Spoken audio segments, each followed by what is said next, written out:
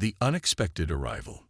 The year was 2275, and humanity had finally settled into a peaceful existence, exploring and colonizing the galaxy with a network of warp gates.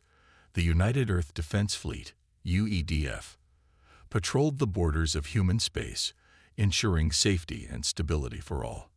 However, this tranquility was shattered one fateful day when an unknown fleet emerged from hyperspace at the edge of Earth's solar system. The alien ships were massive, dwarfing even the largest human vessels. They were led by a colossal dreadnought, bristling with advanced weaponry. The aliens, who would come to be known as the Zovath, hailed from a distant galaxy. Their message was clear. They had come to conquer Earth and enslave humanity. On board the UEDF flagship Prometheus, Captain Sarah Thompson immediately called for battle stations. Her crew, seasoned veterans and eager new recruits alike, scrambled to their posts. The Zovath had not responded to any attempts at communication, leaving the humans with little choice but to prepare for the worst. As the Prometheus and the rest of the fleet moved to intercept the invaders, Captain Thompson knew they were facing a technologically superior enemy. The Zovath dreadnought alone could likely decimate the entire fleet, and yet Earth's defenders stood resolute. Humanity had faced extinction before, and they had always found a way to survive. Lieutenant Alex Hayes, the ship's tactical officer, quickly analyzed the incoming threat. "Captain, the Zovath ships are positioning themselves in a combat formation. It looks like they're planning to hit us hard and fast." Captain Thompson nodded, her face set in determination. "All ships, prepare to engage. We will not let them take our home without a fight." As the two fleets closed in on each other, the UEDF opened fire first. Railgun rounds and missile barrages streaked across the void, slamming into the Zovath ships. To their dismay, the human weapons barely scratched the enemy's advanced shielding. The Zovath retaliated with terrifying efficiency, their plasma beams and graviton torpedoes cutting through the UEDF's defenses like butter. Despite the odds, the humans fought bravely.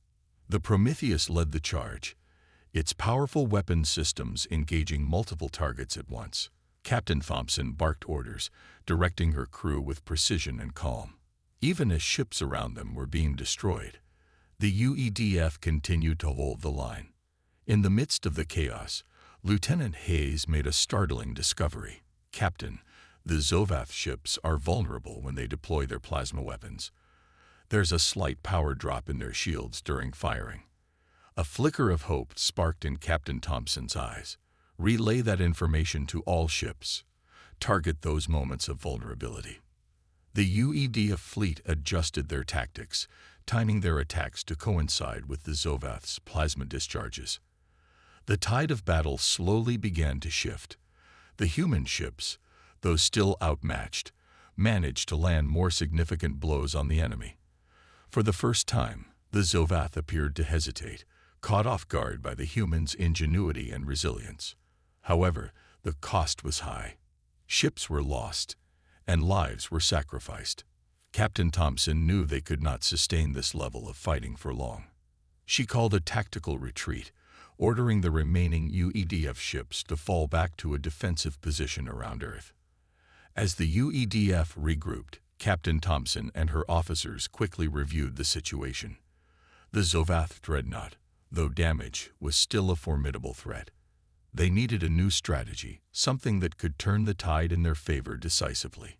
In the war room, a young scientist named Dr. Emily Foster proposed a daring plan.